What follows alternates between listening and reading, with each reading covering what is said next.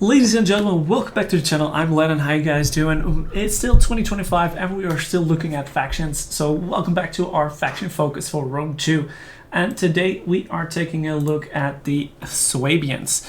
So the Suebians are one of the only Germanic factions that are playable in the Grand Campaign. I don't believe we have a DLC for them. For more Germanic factions over here. I know in the Imperator of Augustus campaign they get like traded for the Marcomanni. But anyway, in the Grand Campaign the Suebians have a lot to offer and a very decent challenge along with them. So we have some very good passives, you can call it. So we have the warrior society, so +2 public order for every war against the neighboring factions. And as you can see, we are a landlocked faction, so we are surrounded by people that are hostile and could be enemies. So public order is very doable. And this one can be a pretty good lifesaver. You can always choose to fight night battles. That can come in very handy with cutting off reinforcements. And over here, Marauders, 100% income from raiding and sacking. Very, very good. So let's go towards the campaign map and let's take a look over there. So I'll see you guys in a second.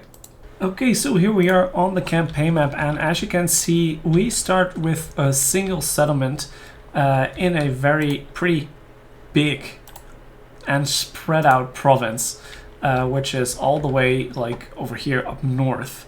We have a lot of neighboring factions, so that's 1, 2, 3, 4, 5, 6, 7, I believe 8, 6 to 8 neighboring factions, and with every settlement you expand, those only get more, since there's a lot of small factions in here in your starting area. So diplomatic wise, you start a war with the Boii, which already gets you in your first trouble, like decision making problem early game conquest wise, because do you want to get your rivals out straight away, or do you want to conquer your own territory first, like your own province? So it has combated that with like having 2 armies, both of which are decent to start with. So on the beginning of the campaign, you'll face a few problems, including food shortage, because like you start with no food. Every building you build needs to have food to be upgraded.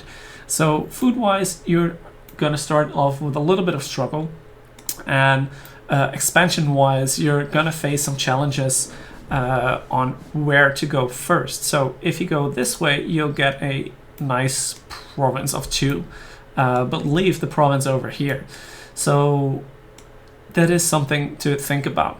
On the other hand, your city is pretty well defended because you have a river over here which takes at least 1 turn to cross. As you can see, if we want to build over here, it takes a turn to cross the river. So any armies that come from over this way will always be stuck on this side of the river for at least a turn, which gives you very much time to acknowledge them and prepare for them. And over here the same, there is the road that goes all the way over here, but your territory is well visible, like, so there's apparently no chance of an army coming in straight away. The only option where an army could come from in 1 turn is the Boii, which is your natural enemy. So diplomatic wise, we discussed that. Military wise, the Suebians have an interesting military tactics. Like I said, they can always use night battle, which can come in very handy by cutting off reinforcements, or maybe even cutting out the reinforcements like the settlement garrisons, which can be very handy if you're outnumbered. And we also have a few other things to go for. Like we have, with these 2 units, we have a pretty decent garrison, and your standard military building is going to be the Bronze Workshop. So over here we get some Spear Brothers, which is a very, I would say, decent spear unit. It compares a lot better than the Levy Freeman that you're going up against in the first like few turns of the game with your surrounding neighbors. So in tier 2 you get some Route Shields clubmen, Roundshield Swordsman and Clubmen, or Bloodsworn, sorry. And these guys are pretty pathetic, actually. Your Club Levy, that is your tier 1 unit,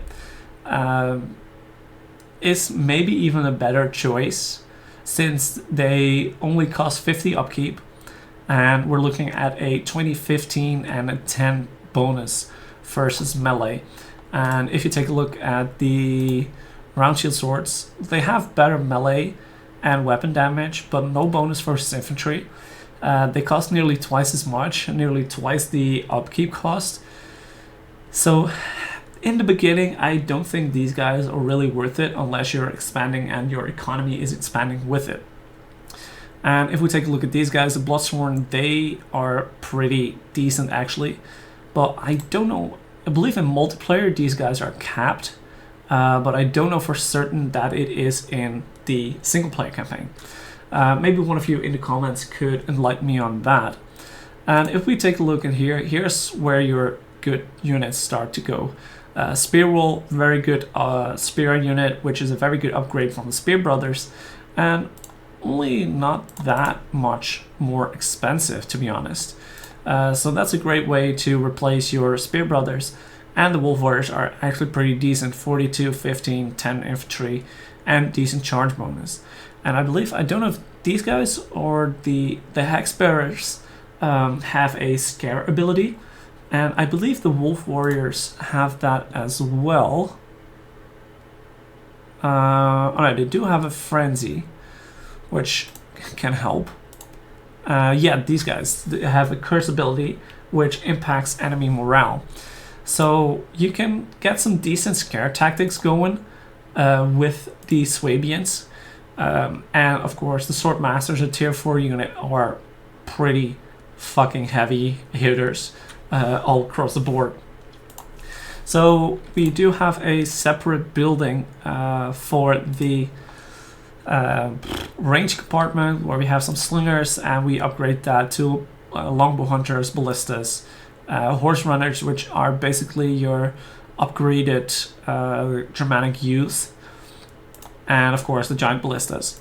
And the horses are in a different part as well, which Germanic Scout Riders are actually pretty good horsemen for light tier early game, I would say. Since they do maybe outmatch the Scout Cavalry or the light Gaelic Cav, whatever the name is. And they have precursor javelins, which is a very good tactic to start off with. Riders of the Hunt, pretty decent, bonus versus large, so good against other Cav units. And of course you have your Noble Riders, also bonus versus large in there as well. So you have a lot of anti-Cav tactics here, although these guys will ruffle stomp basically infantry as well if you do a good hammer and anvil tactic. So don't worry about that. So military wise, you have a pretty decent range of units. Good spearmen, a little bit of meh sword and club infantry in the beginning, but decent sword masters in the end game. And Cav wise, you have a pretty standard range, but good mid tier and end tier Cav as well. So for playability, I would rate this one a very interesting, like 7.5 or 8. The start can be quite difficult since you have to prioritize probably food over your range units, and the horse pens don't give that much food as well. Basically no extra food after the first